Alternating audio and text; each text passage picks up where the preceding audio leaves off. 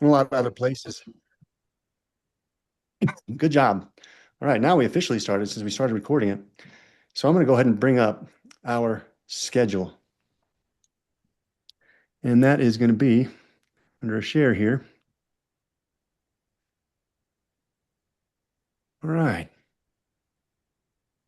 Everybody seeing the Foundations of Health University core curriculum? If I play slides, you can see slide number 1, nice, big, and clear.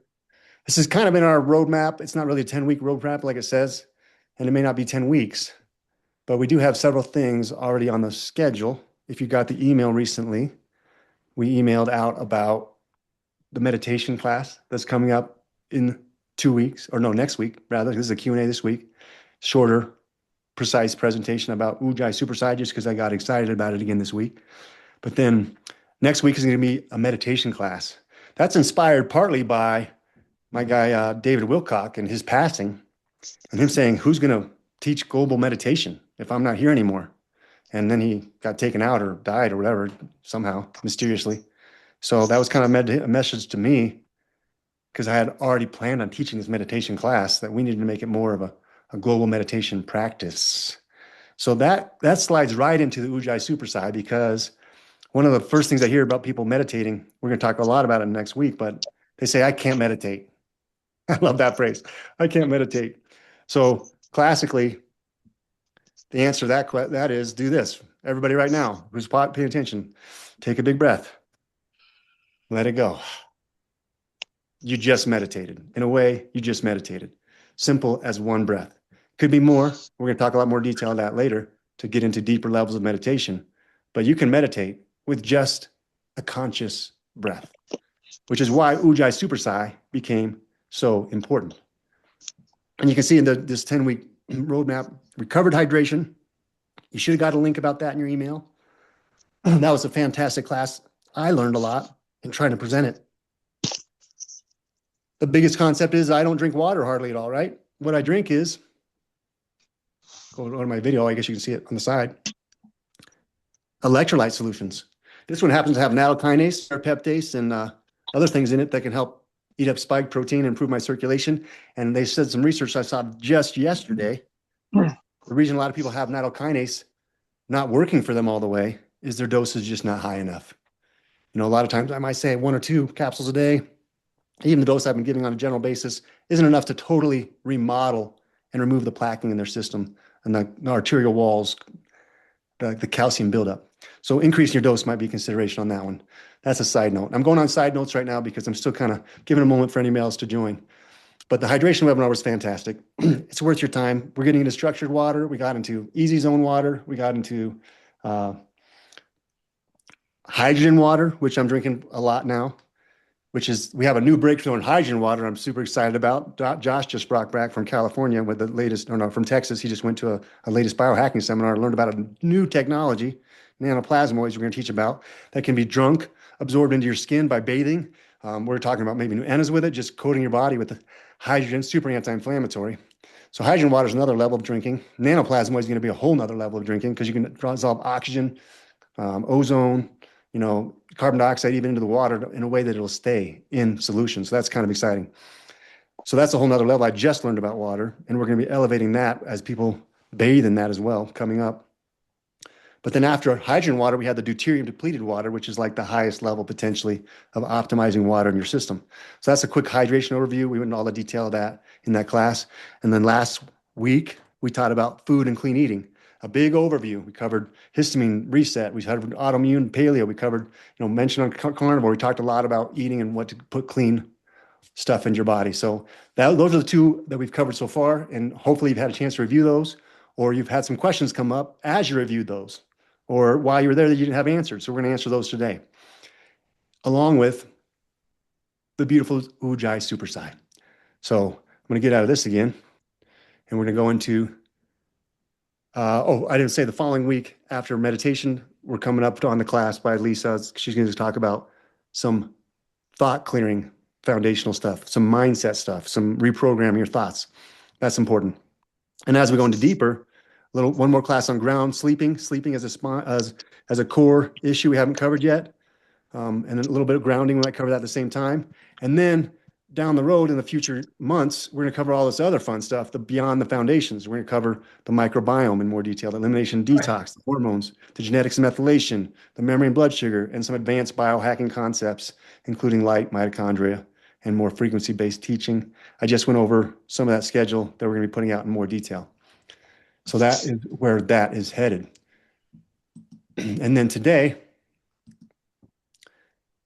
in case anybody's on here new, I don't know that everybody here knows me, but if you don't, this is a little bit about me and where I come from, who I am.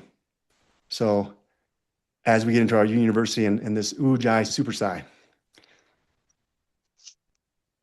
I don't know if there's more needs to be said. You can just read that one. I've been doing this teaching kind of thing for a while, helping people heal their own bodies.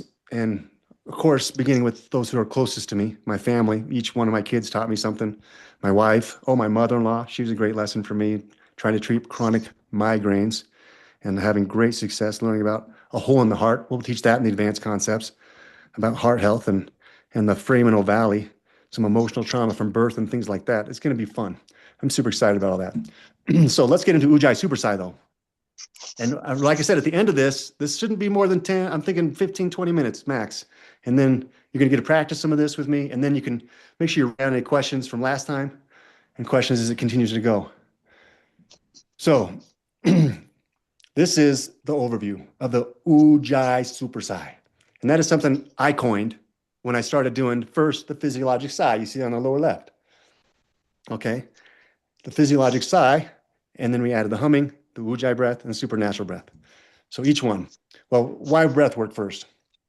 Huge state shift. Immediately, you're getting out of fight or flight mode, getting to that vagal tone, which is your parasympathetic nervous system, getting into that state of relaxed, rest, digest, heal.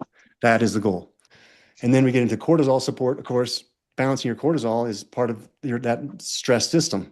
So as we get that cortisol in line, that allows that cycle to have our body come into healing and into performance mode and then out into rest mode, having that balance.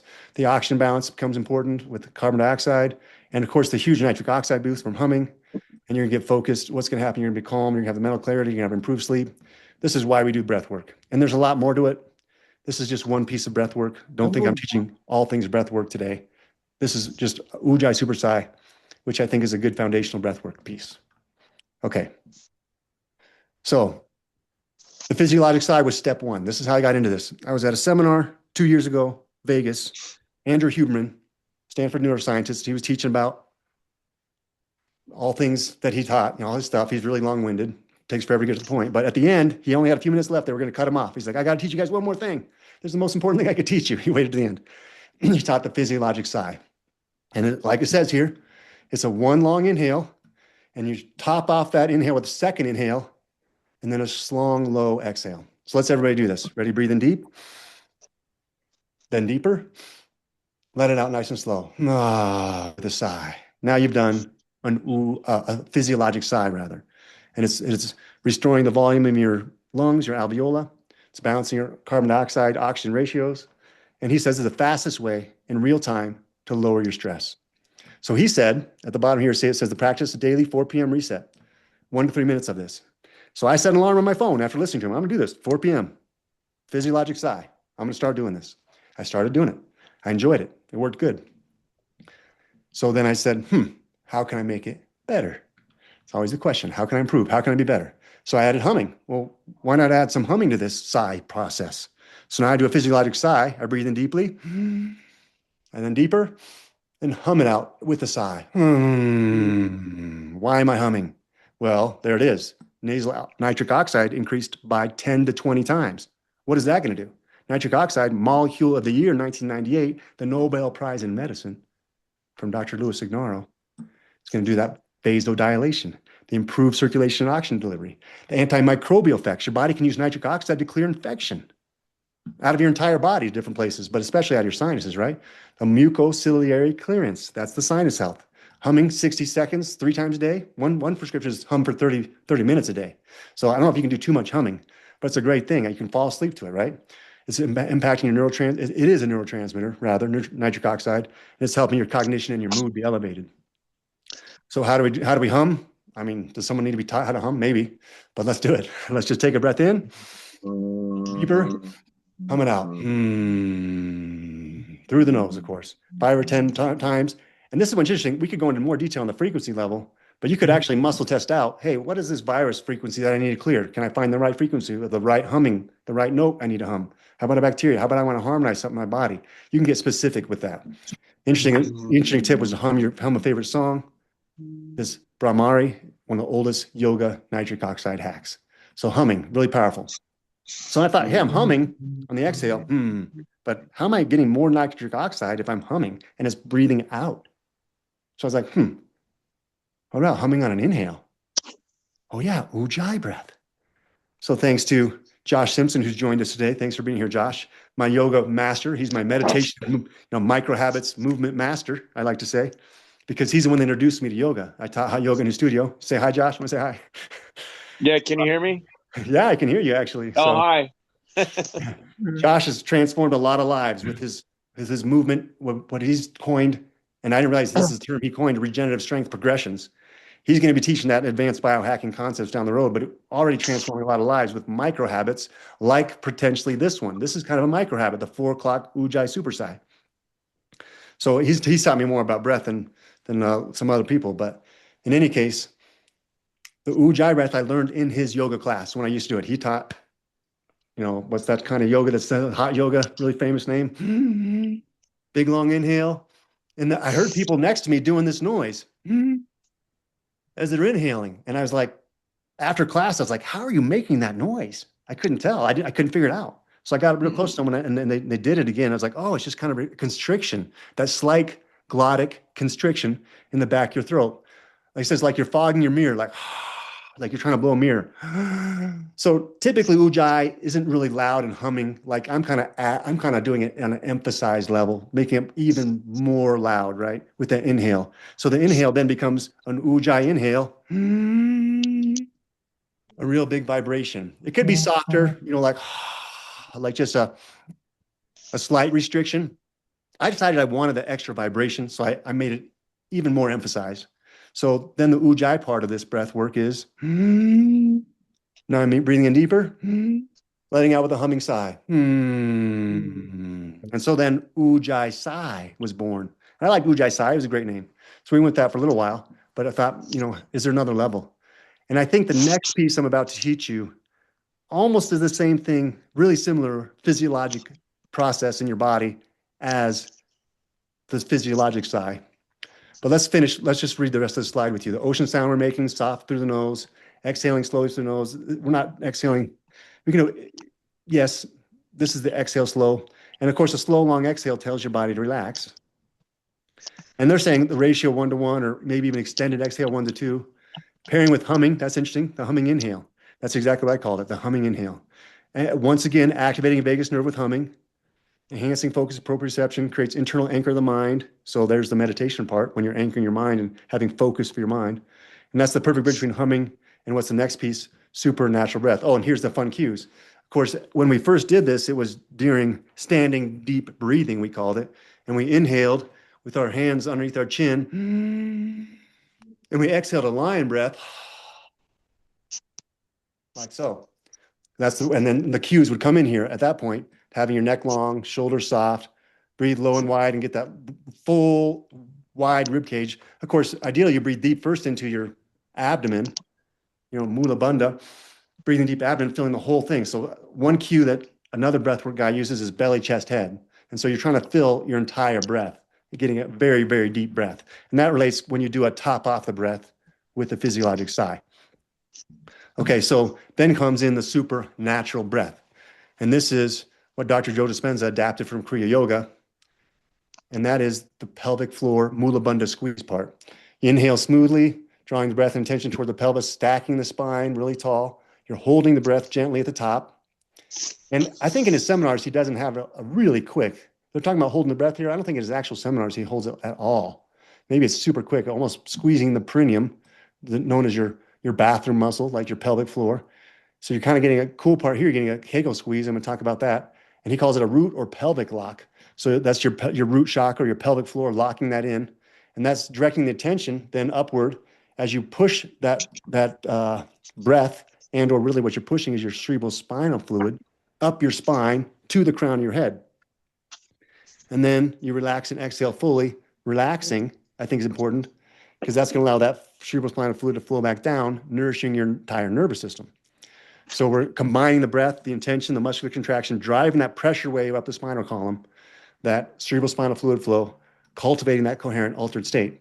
Gentle, not too much straining, avoid dizziness, and once be careful if you're doing this while you're driving. I don't think it's never while driving is a total rule. So the cool part I want to go into is fun is the anatomy of what's going on in your brain. So you see in the middle here, this represents your two cerebrum, like inside my brain. If I looked at you through there, that'd be my two cerebrum in my brain. In the middle of that is this third ventricle, which has also been called the crystal palace or the cave of Brahman. So in a way, I tell people I didn't know I was meditating in my cave all my life because if you're focusing, on that third eye area, right? You're meditating in a cave. I didn't. That's kind of fun. In any case, the anatomy it has here of the pineal and pituitary are in the wrong place, by the way. They're in the center. I don't know why it has them labeled like this. I just realized that's wrong. But the pituitary is the master hormone gland, and it's anterior, inferior in the front. The pineal, posterior, superior, is where melatonin is secreted. So as you squeeze that pelvic floor and increase that cerebrospinal fluid flow, it's massaging those glands, increasing the potential secretion of those neuroregenerative hormones. The pituitary gland is the master gland for thyroid control, adrenal control, growth hormone. Pineal does melatonin, and it says trace exogenous DMT. DMT is known as the spirit molecule, dimethyltryptamine, and that can induce the full-on visionary states that are more vivid potentially than your waking life experience. You might have full-on sensory experiences come back transformed and healed. That's what happens all the time. So here's this yoga meditation. The line says, hey, through your crystal palace, your cave of Brahman, you're going to get in here and focus that intention. So this relates a lot to our meditation class coming up, but it's kind of an intro maybe. And I think it's something we can begin to use right away. And I wanted to give some of the people who decided to come to my Q&A a little something to think about. So the other part of this that's kind of happening naturally as we do that Kegel squeeze at the top of a supernatural breath, the Mula Bandha root lock, you're activating that pelvic floor. There's the same muscles you'd use to stop yourself from urinating. And of course, at the full inhale, you've really increased the pressure down there, and it's really pushing that cerebrospinal fluid up at the top. And that gentle pelvic floor contraction they're suggesting maybe 30 to 50%. You can play with how hard you like to squeeze. In the gym, actually, what I do is I'll work out really hard, then I'll go over and grab my oxygen machine so I can do exercise with oxygen therapy. I do 10 huge breaths, and the very last one, I take the hugest breaths I possibly can, and I squeeze pelvic floor and lower abdomen. And so much so, I just go to this lighthead euphoric state, almost passing out feeling. Sometimes I'll just lay down right away and just let that oxygen just saturating all my tissues for my regenerative capacity of my muscles to be enhanced and the inflammation to be controlled. So many other things happening. A lot of benefits. Of course, when you do Kegel squeezes, what's happening?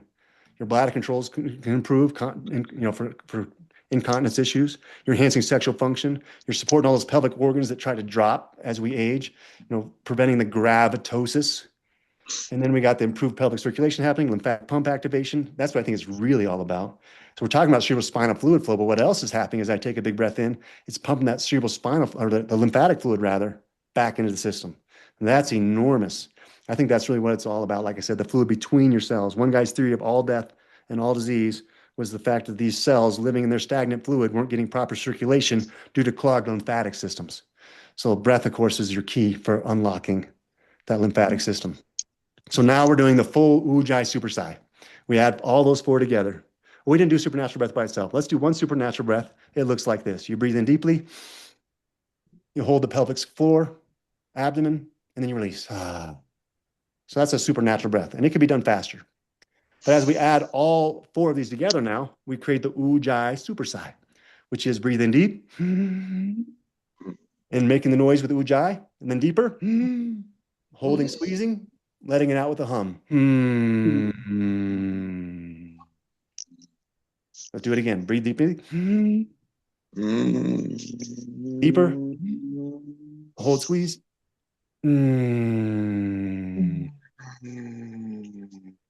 And I'm just doing it with my hands just to kind of show you what my breath is doing at the time.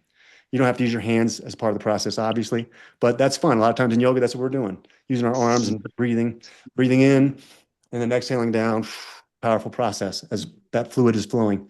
So That's the sequence. Put them all together, and you could put that. I recommend highly put an alarm on your phone for 4 o'clock. You can do it then because he said it's essential then because I didn't talk to this, but that's when your melatonin cortisol cycle needs to be shifted to allow the cortisol to reset and come down to prepare your body for good sleep. That's the cortisol and melatonin cycle opposite, right? So cortisol needs to be dropping toward the end of the day. Should peak in the mornings like 10, 11 a.m. and then come down. And really to help it really drop around 4 o'clock that's why he suggested that time. And you can use it. It is a pre-sleep wind down. You can use it again at bedtime though if you wanted. And sometimes I'll use it pre-performance focus. Hey, I just missed a shot in pool. Man, I shouldn't have made that pool shot. It was an easy. What happened? So I'm going to refocus myself. I might even add in another thing we'll teach down the road. Maybe is a little super brain yoga to get my brain connected. A few squats and I breathe. But then I might add in a super sigh.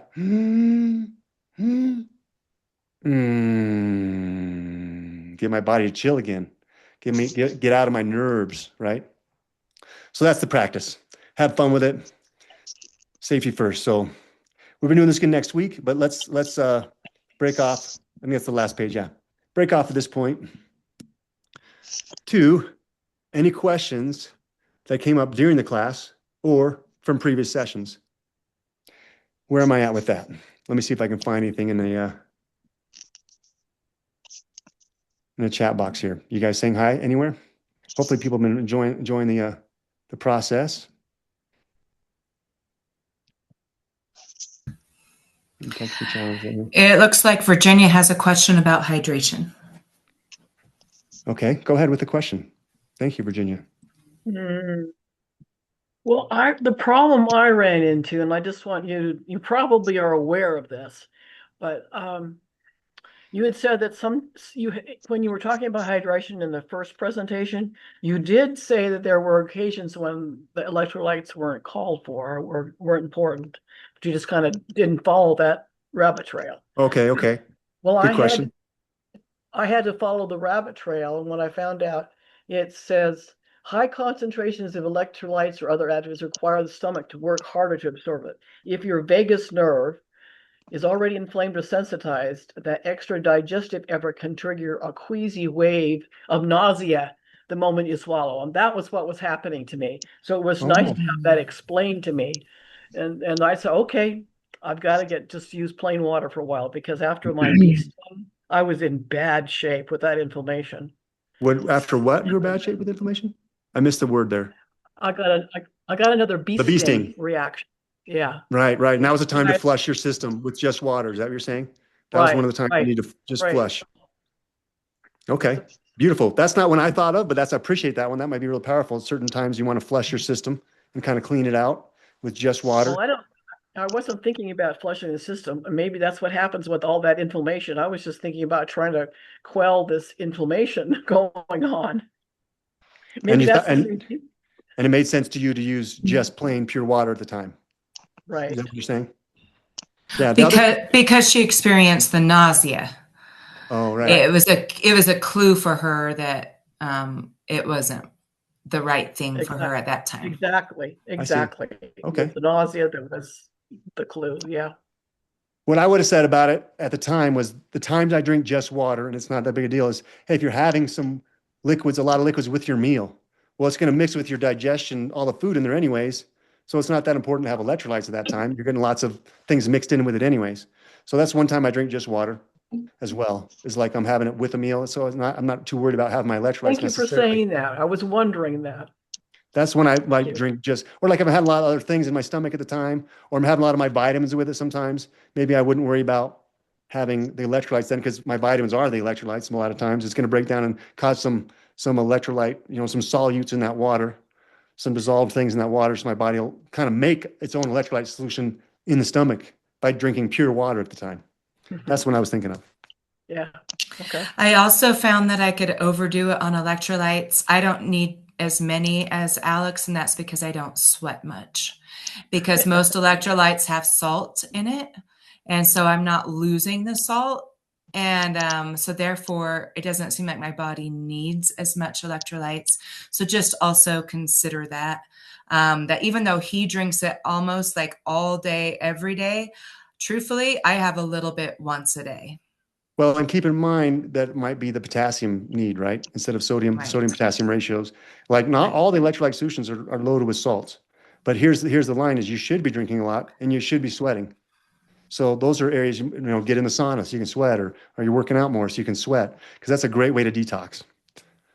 So that's something to consider figuring out, oh, maybe I should figure out how to improve that part too. Mm-hmm. But your body is really good at controlling sodium levels. I mean, people think that, you got to avoid salt and sodium. It's not that big a deal because your adrenal glands are designed to do that. But of course, if you're eating a lot of processed, ultra prepared foods, like we talked about last week in the food seminar, then you're getting all that sodium extra anyways. So then you wouldn't need as much salt per se as well. But if you're trying to eat more clean, more pure foods, you're going to need that salt too. So yeah, it is individual a little bit. But don't be afraid of the sodium necessarily. Just because it doesn't test for you doesn't mean it's still not good for you. It may be just neutral. Right. But there are times when just water is good too. Beautiful. So other questions, I have a question. please. Any tips on how to hum while you're inhaling? I'm having a hard time with that. Some people have a really hard time with that. I And feel like I'm I patting my couldn't head figure and it out. rubbing my belly and can't get it right. I had to stand by someone who did it and really tune into their body and their field in order to figure it out myself at first. But the thing is, like, think about like you're exhaling, trying to fog a window, and then do that on the inhale. And it's going to make a noise, and it's about tightening in here. And of course, if I do it through my nose, it's easier. Now my nasal passage are vibrating, so That's some it's a practice restriction for right me. in here. That's where I feel it, right in here. I don't know where else it feels it, but I feel it right under my throat. That's where I'm tensing as I inhale. But I'll the other keep thing, practicing. you know what's not on here? I just realized on Ujjayi part, the Ujjayi breath is known to reverse sleep apnea. That's a big deal because a lot of people have just low tone of those palatine muscles. And so sleep apnea causes, is when that sags. And so by doing Ujjayi breath, you can reverse sleep apnea. That's one that didn't get mentioned. I just realized in this presentation, but I'm glad we brought it up. So yeah, practice your Ujjayi. Do practice it. Maybe just have some low tone in that area too. Beautiful question. The way I learned to do it was, well, unfortunately, I've had times in my life when I've been wheezy. And so that's what it sounded like to me. So I was like, oh, yeah, what was it like when I was wheezing? It's like wheezing. That's a good way to put it. And so I was like pretending like I was wheezing, and then I got it. I'll try that. Thank you. Wheezing. I'm wheezing. Good one. Good one, Lisa. That was a great comment. It's hard. It's hard, Josh. It is. It's hard to do. It's also hard to explain how to do it. Right. So, yeah, I never really mastered how to explain that part of the Ujjayi breath. I think Lisa's idea is a good way to start, actually. Conceptualize it like that. Mm-hmm. Thanks, Josh. Yes, beautiful. Good to see you, Diane. Good to see you, Rose, Sherry, Sarah, all you beautiful peoples. Any other questions? Can I take a second to just comment about the hydration, the text I got this week? Yeah, please. Okay, so I had shared the hydration webinar about how it helped my allergies to drink electrolytes because of some article I'd read about histamine and how histamine actually protects your body from dehydration. And so when I read that, I thought, I wonder about electrolytes. So I started adding electrolytes and it took care of my allergies, like my hay fever, seasonal allergies. And so literally last week, I was in the store and ran into someone. We were chatting and she was having a hard time. Like her eyes were watering and she was stuffy. And she goes, "Oh, excuse me, I've just got a real bad allergy flare up right now." And so I gave her, that suggestion. I said, "Hey, try this. It worked for me. I don't know if it'll work for you, but it helped me."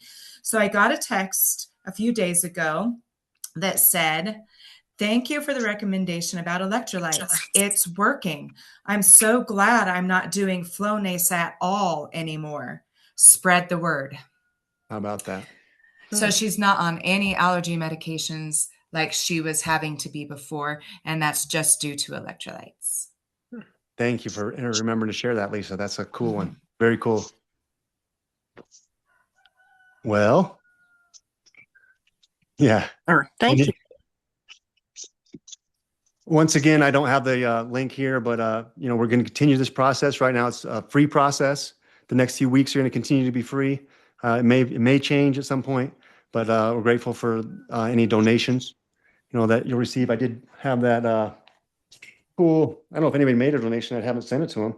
We have our Infinite Love and Gratitude wireless charger. It looks pretty cool. I'll grab this one right here. So you can see, don't have it plugged in and lit up. They're cool. But they have Infinite Love and Gratitude on them. Infinite Love and Gratitude wireless charger. I also have some earbuds that have Infinite Love and Gratitude symbol on them. So if you want one of those things, you can just make a donation, make a request. The idea was this was a $30 donation or more, and the earbuds was $50 donation or more. So that's available if you want them. And I think with that, unless there's another question coming through, we are how far into this? About half an hour, just exactly what I was thinking. We'll see anybody who wants to join us. Anybody and everybody, please spread the word for next week, the beginning of a global meditation process. All right. Thank you all. Infinite love and gratitude. That's I love you in sign language. May it continue. Thank you. Thank you. Yeah, thanks. Thanks, Thank Alex. you.